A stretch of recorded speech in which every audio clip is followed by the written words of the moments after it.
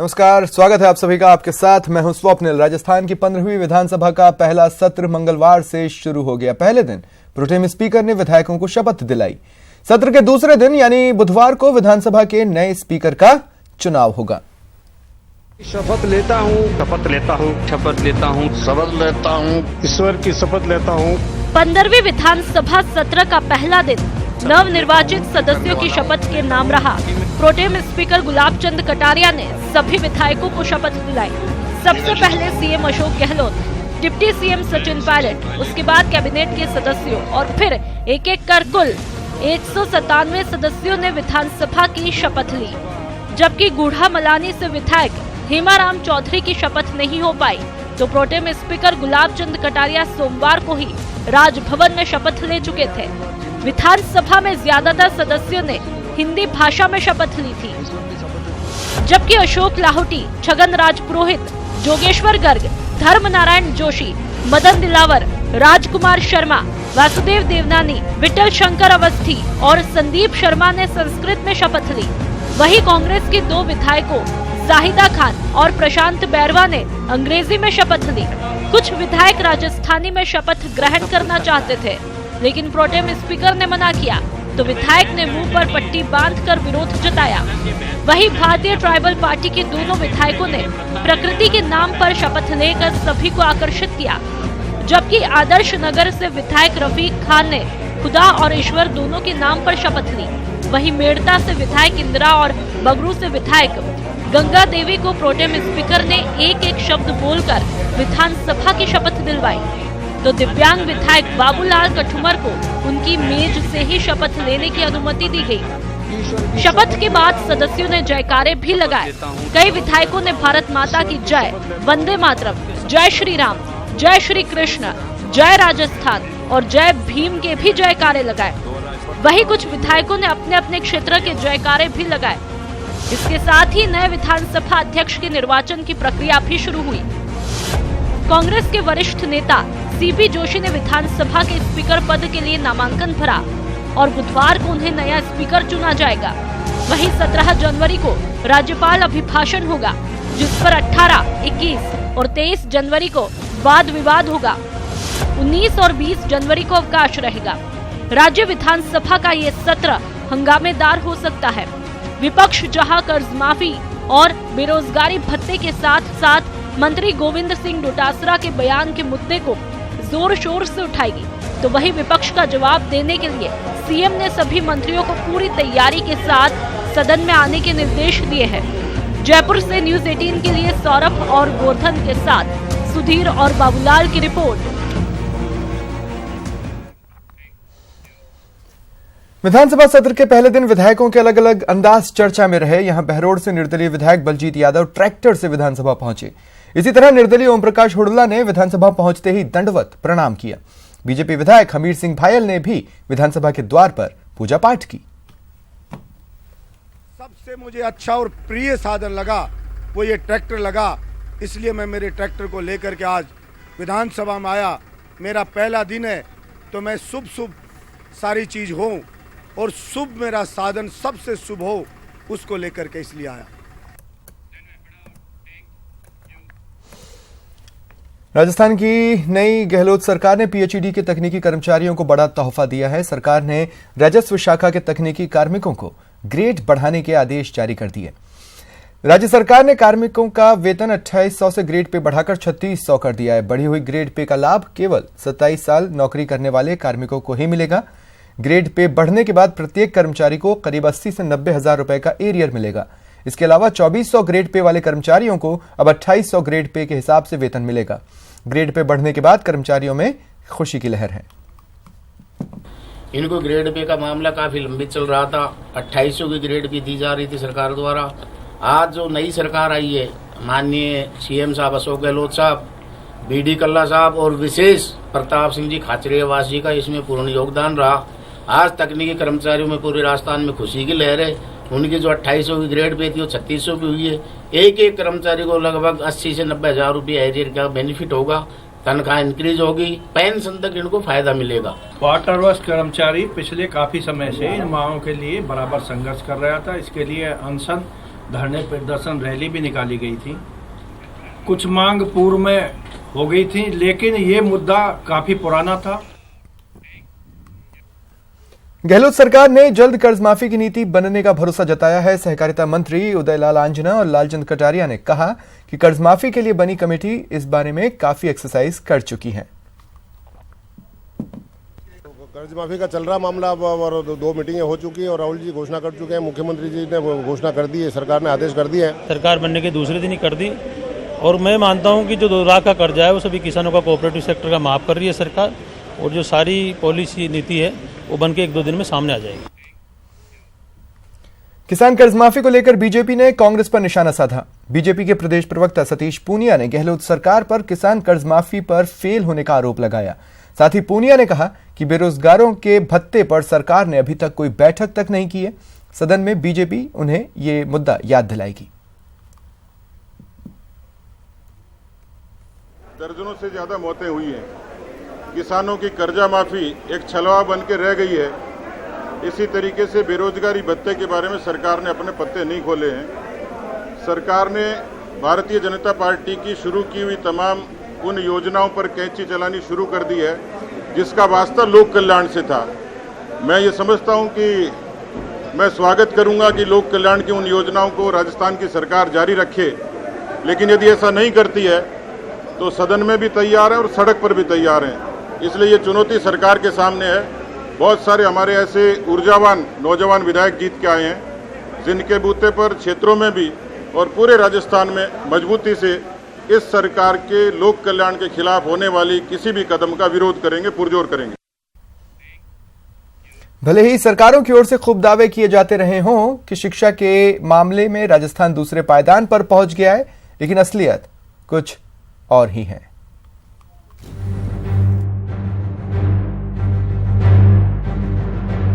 यूं तो शिक्षा के मामले में राजस्थान दूसरे पायदान पर है, लेकिन यहाँ सच्चाई कुछ और ही है।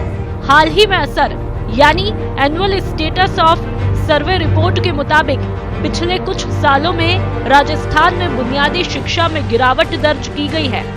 असर एक ऐसी संस्था है जो कि देश के हर राज्य में शिक्षा की गुणवत्ता, सुविधा और संसाधनों का सर्वे करता है और उसी के आधार पर अपनी रिपोर्ट बनाता है। चलिए अब ये जान लीजिए कि असर संस्था के मुताबिक राजस्थान में शिक्षा की गुणवत्ता क्या है। तीसरी क्लास के 80% बच्चे क्लास दूसरी का पाठ नहीं पढ़ पाते। क्लास 5वीं के 50% बच्चे नहीं पढ़ पाते क्लास दूसरी का पाठ।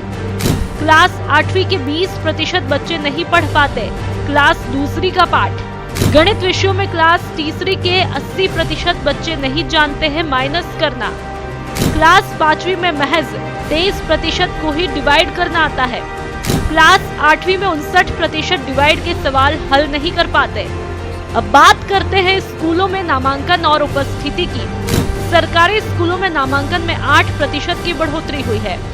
गर्ल्स ड्रॉप आउट में 11 से 14 साल में राज्य प्रथम है। निजी स्कूलों के नामांकन में बड़ी गिरावट आई है, जबकि सरकारी स्कूलों में नामांकन में बढ़ा है। 75% बच्चों की उपस्थिति, वही 86% शिक्षकों की उपस्थिति। 67% है शिक्षकों और बच्चों का अनुपात। अब आप ये जान लीजिए कि सरकारी स्कूलों में कितनी सुविधाएं हैं। स्कूलों में गर्ल्स टॉयलेट की संख्या बढ़ी है। अब 80% स्कूल में उपयोग लायक टॉयलेट है। 30% स्कूलों में खेल के मैदान नहीं है। 30% स्कूलों में स्वच्छ पेयजल की व्यवस्था नहीं है।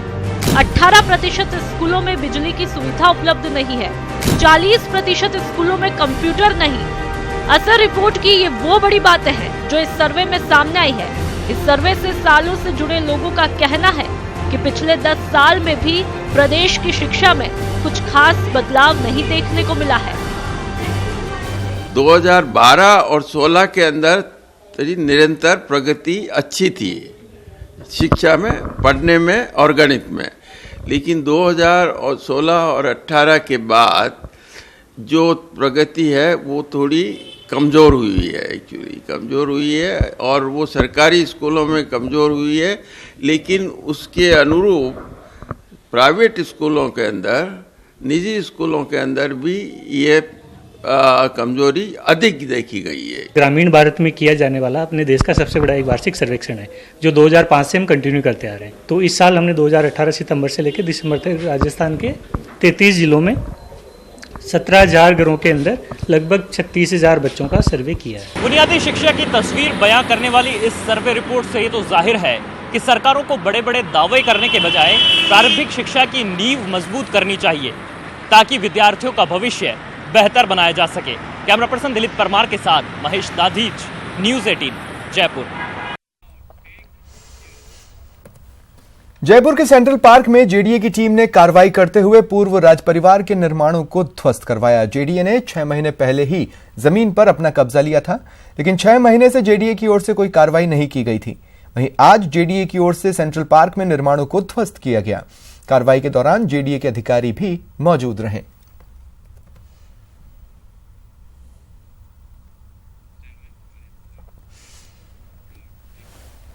आरएएस भर्ती परीक्षा के अभ्यर्थियों का आंदोलन लगातार जारी है। नियुक्ति की मांग को लेकर आंदोलन कर रहे 725 अभ्यर्थी तरह तरह के प्रदर्शन कर अपनी मांगे मनवाने की कोशिश कर रहे हैं।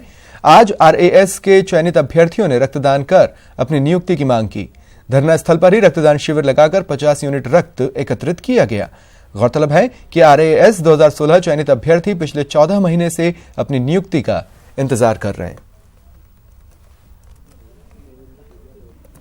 सर, अभी तक लगभग हमारे 25 साथी डोनेट कर चुके हैं और इसके अलावा अभी भी हमारा डोनेशन कैंप कंटिन्यू चल रहा है और इस शाम तक लगभग 100-150 यूनिट तक होने की संभावना है पूरी। और इसके माध्यम से हम सरकार को ये बताना चाहते हैं कि हम 17 अक्टूबर 2017 से लेकर के आज 15 जनवरी 2019 तक 15 महीनों से हमारी ज्वाइनिंग का इंतज़ार कर रहे हैं।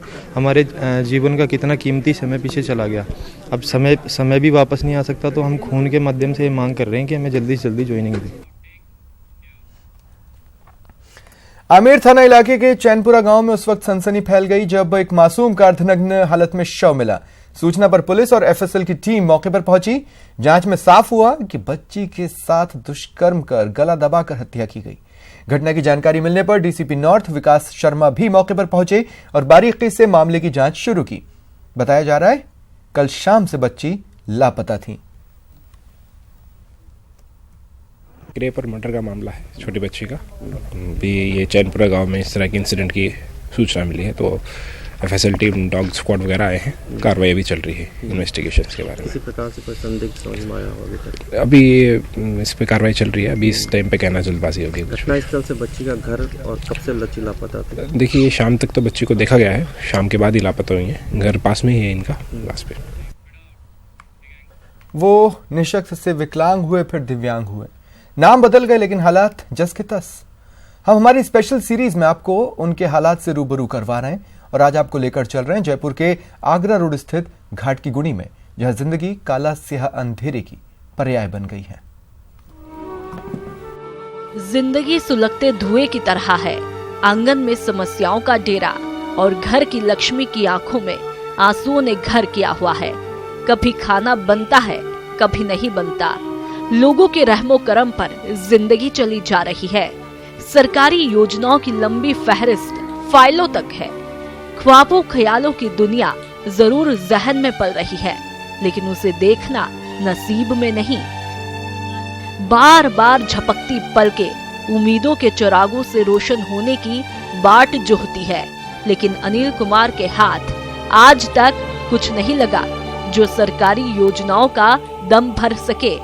घर के आंगन में 3 बच्चे हैं। जब तक अनिल को दिखता था तब तक खुशियां दरवाजा खोल खोल कर अंदर आती थी, और अब पिछले 5 सालों से आंखों की रोशनी क्या गई। अनिल की तो दुनिया ही उजड़ गई।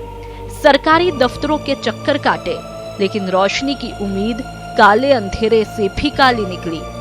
अब हार थक कर अनिल घर बैठ गया है। वोटिंग के दिन वोट डलवाने के बाद आज तक कोई सुध लेने नहीं आया। मैं ब्लाइंड हूँ, मेरा छोटे छोटे 3 बच्चे हैं सर, और मेरे को बहुत सी दिक्कतें। सबसे बड़ा दिक्कत तो ये कि आजीविका का मेरे पास कोई स्रोत नहीं है। मेरे बस फैमिली में 3 बच्चे, मेरी वाइफ है और मैं हूँ, और आजीविका का कोई स्रोत नहीं है। अब घर का खर्चा चलने में दिक्कत में, पढ़ाई में, लिखाई में कई प्रकार की दिक्कत है सर। अब मैं तो काम कर नहीं सकता, नौकरी में कर नहीं सकता। मेरी वाइफ है, अगर नौकरी करती है तो छोटे छोटे साल भर की छोटी सी गोद में बच्ची है और छोटे छोटे 2 बच्चे और अब ये नौकरी करे किन बच्चों को संभाले, वो पॉसिबल है नहीं। तो मैं सरकारी योजना है बहुत सारी जी, तो आज तक मेरे को एक भी सरकारी योजना का फ़ायदा नहीं मिला सर। अब मुझे ये भी पता नहीं सरकारी योजना में क्या क्या चल रही है ना, जागरूकता नहीं है सर।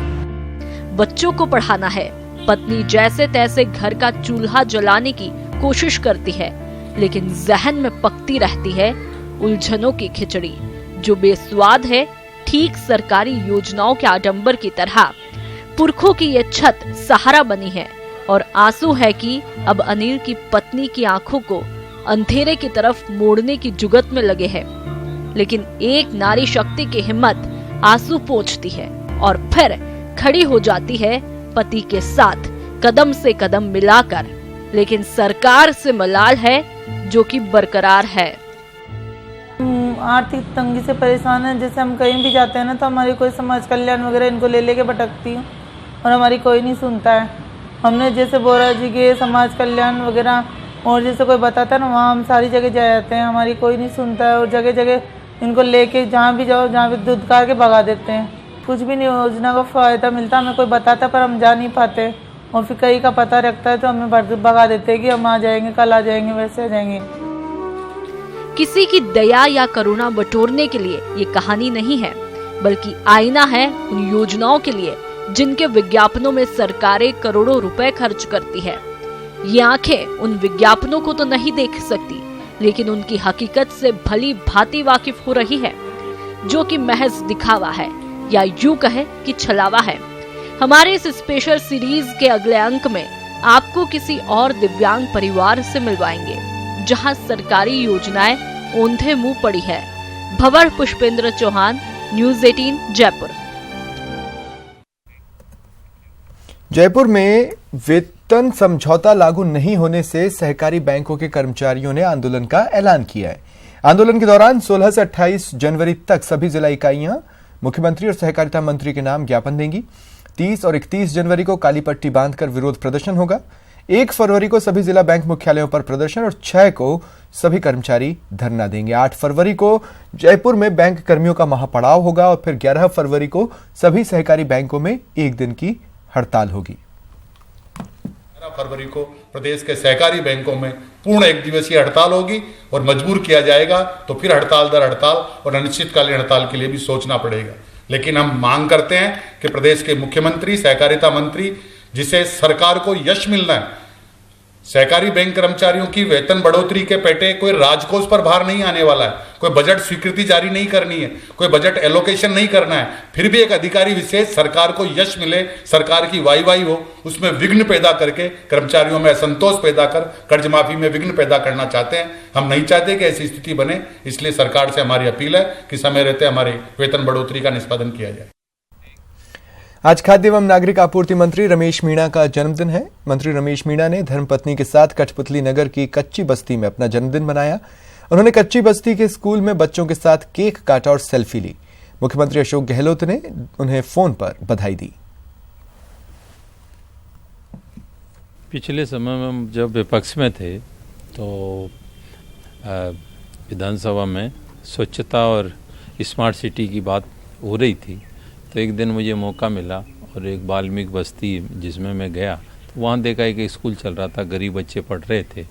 तो आज मुझे याद आया कि वहीं चल कर के उनके बीच में जन्मदिन तो क्या है, जो भी है, वहाँ गए हमने और उन लोगों को बच्चों के साथ में जन्मदिन मनाया, क्योंकि ये बच्चे हमारे भारत का भविष्य हैं।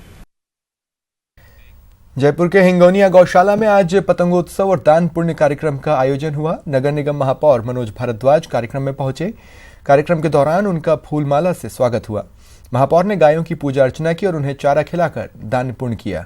इसके साथ ही हिंगोनिया गौशाला में तुला भार योजना की शुरुआत की गई। योजना के तहत जो लोग दान पुण्य करना चाहते हैं वो अपने वजन के बराबर दान का सामान तौलकर गायों के लिए गौशाला में दान कर सकेंगे। हमारे काफ़ी सारे पार्षदगण, चेयरमैन साहब सब साथ में यहाँ आए और एक गायों की सेवा करने का अवसर हमको मिला है। एक नई व्यवस्था हमने यहाँ शुरू की आज कि कई व्यक्ति जो गौ सेवा में बहुत रुचि रखते हैं, वो अपने जन्मदिन पर, विवाह की वर्षगांठ पर और शुभ मांगलिक कामों के पर वो गौ सेवा का एक भाव रखते हैं। तो हमने तोला भार नाम से एक योजना यहाँ चालू की है कि आपके वेट के अकॉर्डिंग जो भी आप दान करना चाहें, गौ सेवा के लिए आप समर्पित करना चाहें, सबके रेट हमने फिक्स कर दी है और बिल्कुल ट्रांसपेरेंट रूप से आप आए यहाँ अपने वेट के हिसाब से, जो वजन आपका है शरीर का, उसके हिसाब से आप कर सकते हैं यहाँ। फिलहाल इतना ही। नमस्कार।